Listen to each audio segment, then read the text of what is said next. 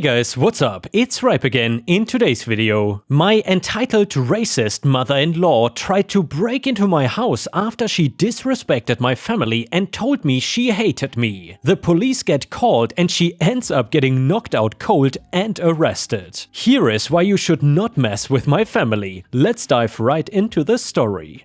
The first one starts like this. So this story is about my mother-in-law, who is as Karen as one could get. I am an Indian man married to a nice English woman. We met when we were both studying for our masters and hit it off from the very first meeting. It was never a secret to either of our families that we were interested in each other, but my then girlfriend's mother still threw a fit when I finally came over to eat at their place. That was the first red flag. Throughout our relationship and well after our marriage, my mother-in-law had made it very clear just how much she hated me, and specifically my culture. Commenting on everything from my skin color to my accent to the smell of my food, she has been the most racist person I had ever come across. Unfortunately, my wife is the opposite of that, and I say unfortunately because while I love my wife, it is a burden to be dealing with her mother. My wife is a single child and her father had not always been present in her life, so she had come to almost completely rely on her mother. So even when I felt insulted and belittled, I always tried to not let it go to her or her relationship with her mother.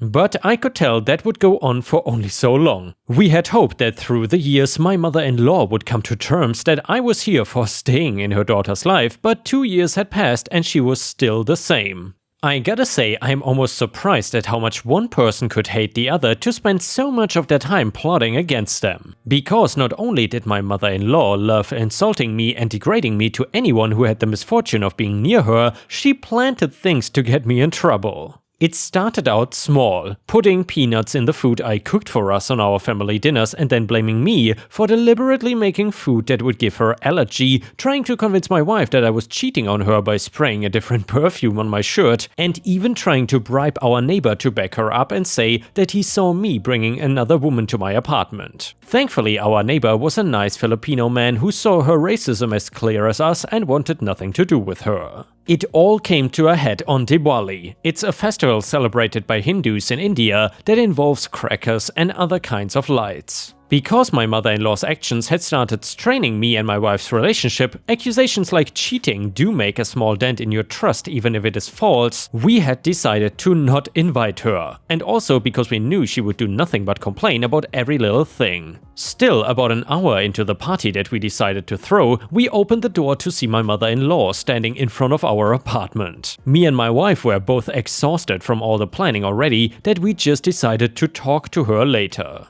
As was expected, my mother-in-law came in uninvited and started complaining about all the smoke that had made her difficult to drive. Our neighborhood had a lot of Indian families, but I still knew she was lying because we have not even started burning the crackers. Anyway, she goes around talking to random people and me and my wife soon lost sight of her. It was when we are finally burning those crackers downstairs that we hear the sound of something crashing. Me and my wife turn around to see my mother-in-law stumbling out of the house very clearly drunk with a burning sparkler in her hand. Before I could even process what's happening, my mother-in-law throws this sparkler right in my direction. She is hammered completely, so she misses and the sparkler instead lands a foot before me, but that does not change the intention that she wanted to burn me just because she did not like my race or culture. Our guests are all distressed and I help them get inside my building and away from my mother-in-law. I could hear my wife shouting at my mother-in-law and I feel overwhelmingly relieved. Don't get me wrong, I'm also very scared, but my mother-in-law had finally done something so drastic that nothing could excuse her, which meant that we finally had a good enough reason to cut all ties with her, which we did.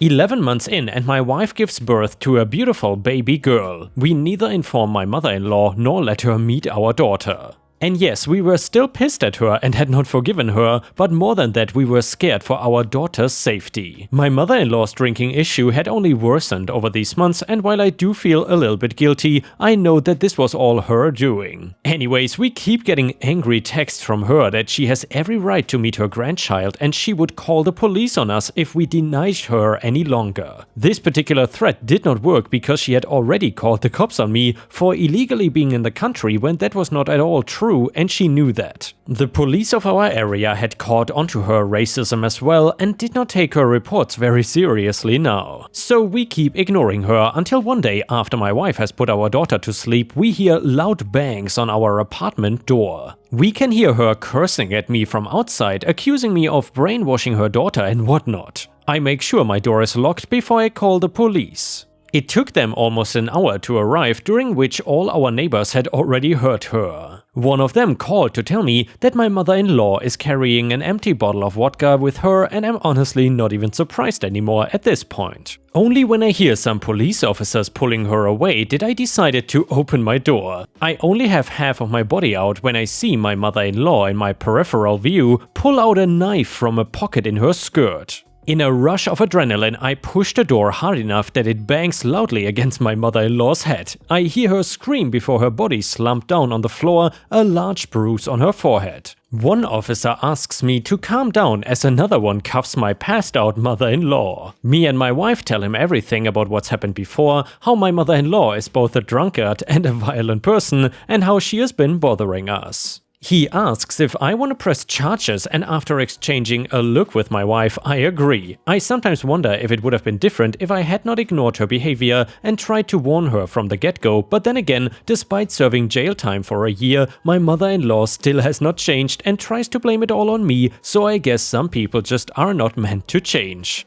I guess it is time that we finally get a restraining order against her. I will keep you guys updated in case there are any future updates, however for now we will just stay 100% no contact, God bless. And the next one is titled Taxi Revenge. The anecdote takes place several years ago at a company I used to work for. This particular company had a staff entrance at the side of the building where the staff used to enter/exit, and there was a works car park there too. There was also a very posh entrance at the front of the building, which was reserved for the directors and any customers that visited. It was known that if any staff tried to use the front entrance, we called it the executive entrance, they would normally get told off for overstepping their rank. Yes, some companies are still this backwards even in the mid-2010s. Anyway, this starts one particular morning, where a customer I'd been working with was visiting our building. My boss's boss not only gave me free rein to come and go through the main entrance to facilitate our customer, in other words, people arriving at different times, taking them for lunch, doing a tour of the building, etc., but he also authorized a parking space for me in the posh executive car park. This was signed off by one of the directors. No issues, we had a great day and the customer was very impressed. Edit, all cars parked in the executive car park had their keys kept by reception. I assume because mine was a Nissan key and not the posh BMWs and Audis, they were not too bothered on keeping an eye on it. Edit, feeling like I'd done a good day's work, I went back to get my car from the posh part of the building. Living in England, the rain had picked up, so I was looking forward to getting out of the bad weather. Being selfish, I had my hair done quite nicely and it would be nice to come back home looking presentable. What I did not know was that after 5 PM, the posh entrance was closed. There's a secure gate to stop vehicles going in and out, and unfortunately, my car was parked in the secure part. To make things worse, I had left my car keys with the receptionist who had already finished for the day. This was when I learned that we worked hard so the directors did not have to. This takes place before taxi apps were commonplace, so I stood in the rain for about half an hour waiting for an overpriced taxi from the nearby railway station, getting more and more frustrated that I could not go home in my own car. So I ended up sitting in a taxi, very annoyed, hair and makeup ruined, starting at a bill for £50 just to get home. Let alone the trip back to work the next day, which cost slightly more due to rush hour traffic. When I went to grab my car keys the next day, I walked through the executive entrance. Within seconds I was asked why I was entering through this door. I said, "Morning all, you've got my keys, my car is parked there. Look, it's the blue car in the space number 6. And I expected just to get given my keys and told to go away. However, what I was told was, "No, sorry, this is an executive entrance, please exit the building and use the staff entrance around the corner." I politely said, "Look, my car is parked just outside. You have my keys in that box by your arm that you are pointing with. Can you just give me my keys so I can leave and take my car with me?" Well, this did not happen. The person behind the desk was so proud that they had some power over others that I was just told, only senior employees and customers are permitted here. Please use the side door. You're not authorized to use this entrance. Please don't try and enter again, otherwise you will be written up. I was not rude, but I realized being written up would not be any favor to me. I also got annoyed that I had put the effort in earlier, so I would not fight what would be construed as a disciplinary threat. The last thing I asked was that I had this written in a formal email, which the angry secretary was more than happy to do so, including phrases like gross misconduct and a serious lack of respect, supposedly. Not only did I save this email to every folder in my mailbox, I printed it a few times and stored it in various places around where I worked, just so I could get a hold of it if needed. Petty revenge activated. Shortly after this, I told my boss that the senior team would not let me get my car back and threatened to write me up for asking so. He was 100% behind me. He said if the company's holding your car, get taxis everywhere. Your commute, going to get lunch, your gym session in the evening, etc. So that is what I did. I left my car in the executive car park and just took cabs everywhere, basically my personal life. I took lunch out of the office every single day.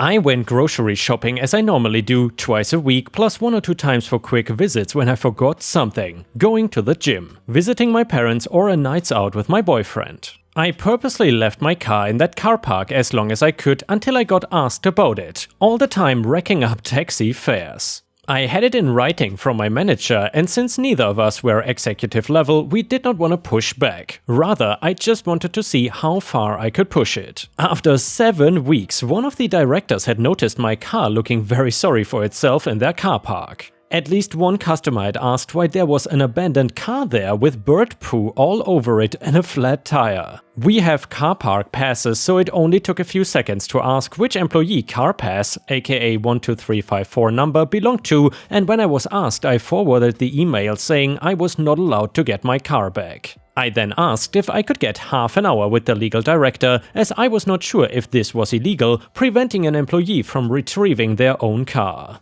As soon as I mentioned the legal director, I was asked to come straight in via the posh entrance and speak to a few of the directors who had somehow made the time for me. Literally, I sent my email at 11 AM and by the time I had got back from lunch in a taxi at 1 PM, I had an email requesting a chat ASAP.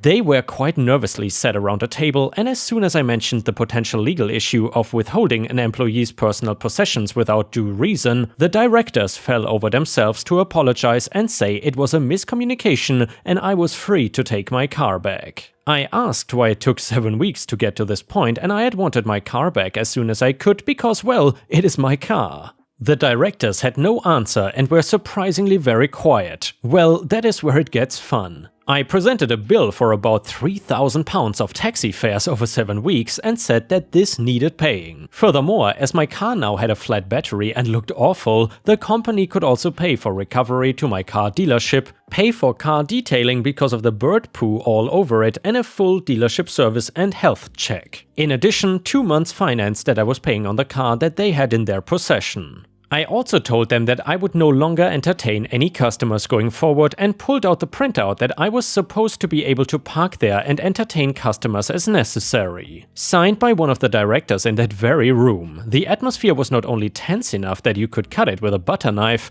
but I felt a resounding feeling of deflation from the directors, who had realized that they had effed up by asking employees to do their work for them. In other words, showing customers around and then doubling down by kicking those employees out of their little corner before the job was complete. All in all, I would not be surprised if it cost the company over £6,000 just because I was not allowed to go and get my car back from the manager's parking because a secretary did not let me. I also heard on the grapevine that as I declined to carry out any customer hospitality visits, this particular customer was not impressed that their previously friendly, knowledgeable folks were no longer available. My boss, who had supported me all the way, had stood behind me and said that his team would no longer carry out any customer visits either. Our customers were not amused when the directors took them to golf and posh dinners, but made no commitments or shared any information on the work we had been doing with them. They did not renew their 7-figure contract. I'm not sure if I was just told that to make me feel better or not, but either way, smiles all around for me. My little car is still going strong, I am in a much better place, and whenever I drive past that company's building, I give them a salute.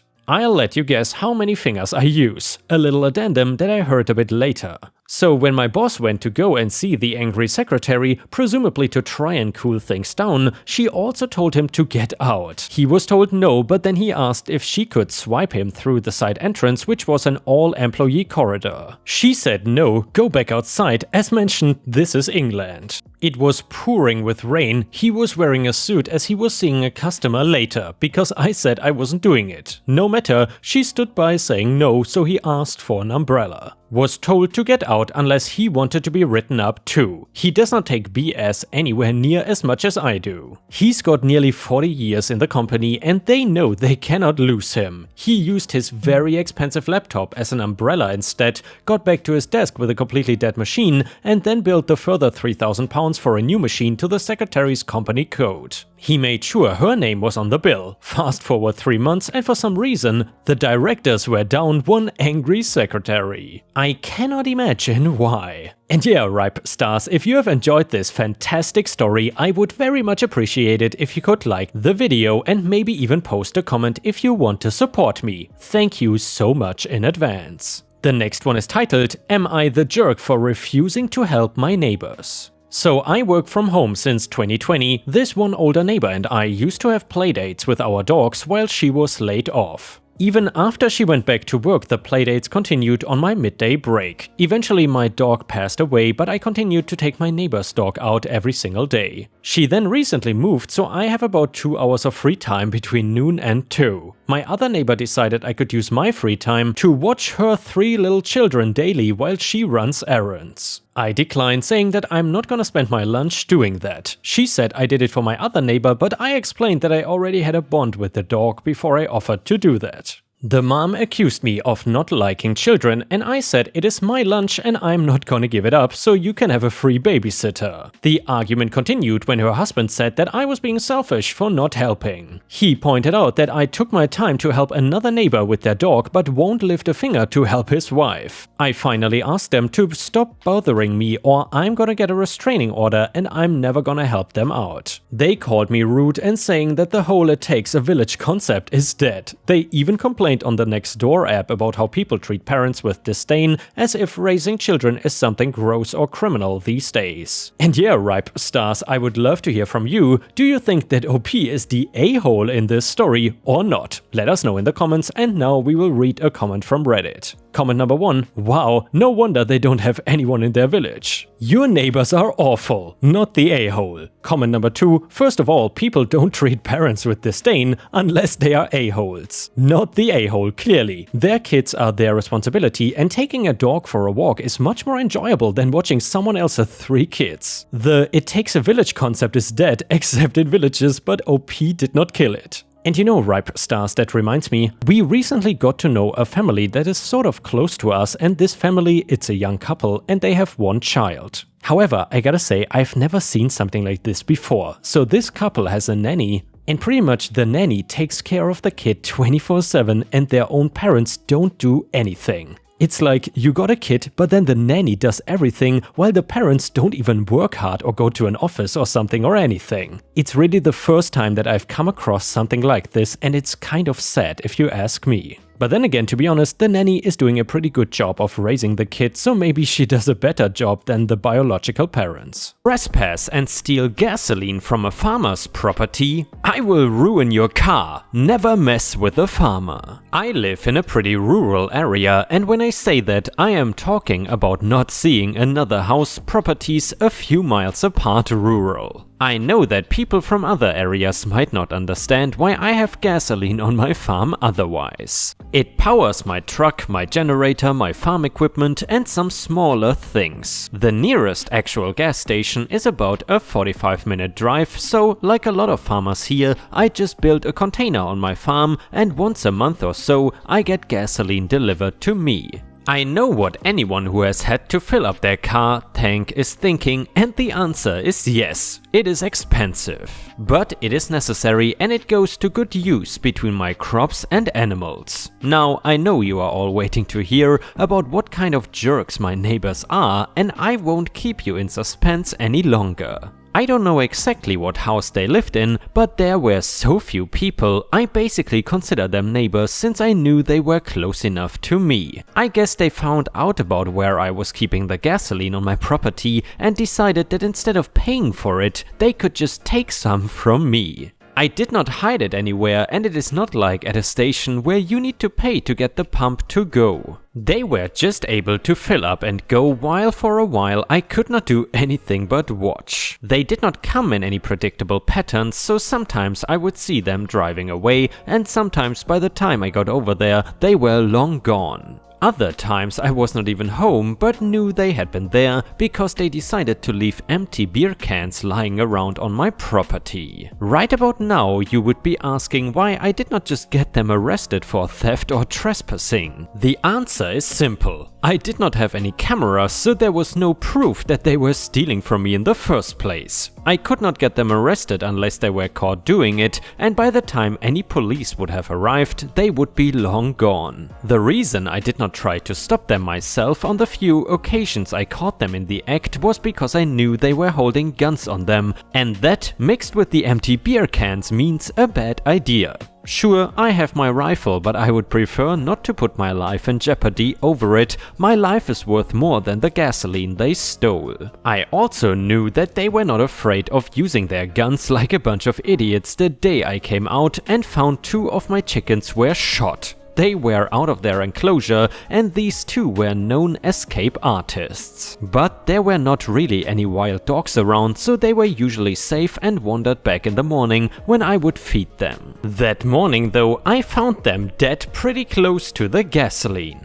I was angry because one surefire way to get a farmer mad is to kill any of his livestock, because they are not only my chickens, they are part of my source of income. Those 2 chickens were raised since they hatched right on the farm. They finally took it one step too far, and now I was out for something better than a trespassing charge. I wanted revenge. Luckily, I have another unit to hold gasoline on the farm, with the difference being it was an older model that was a little more difficult to use and was also on the opposite side of the farm, where it was inconvenient. When my monthly supply of gasoline came, I had them put it in that one, the one that nobody else but me could really see or know about. Now, this might sound like a lame revenge because all I did so far was inconvenience myself. However, the other containers still had some gasoline in it, and I was going to sacrifice what was left with a little surprise. I mixed in sugar, soap and veritable oil with what was remaining. I poured a little out to make sure that it looked right, and then I waited.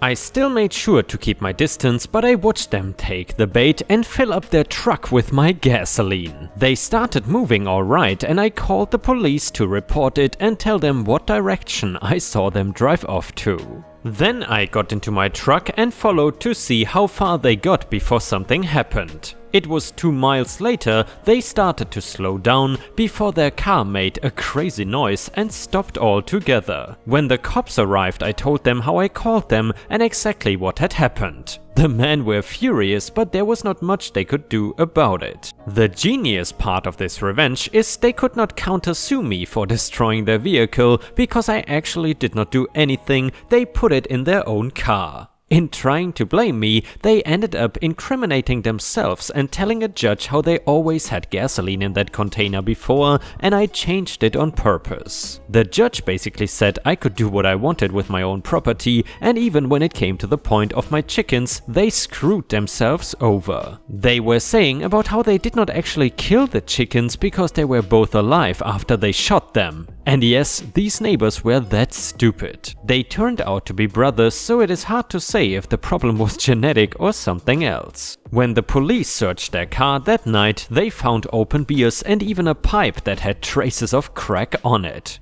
Between all of that, they were in massive trouble because drugs are cracked down on hard around here. They would have gone to jail just for that alone, and they had to pay me for the 2 chickens they killed and the market price of the gas they stole from me on all the other occasions. They basically pled guilty, knowing they were screwed. I used some of the money to make sure that unit got a thorough cleaning and inspection so I could use it again, this time without anybody coming around to steal it. Some say revenge tastes sweet, and well, in this case, because of the sugar I added to the gasoline, revenge got to smell kind of sweet too.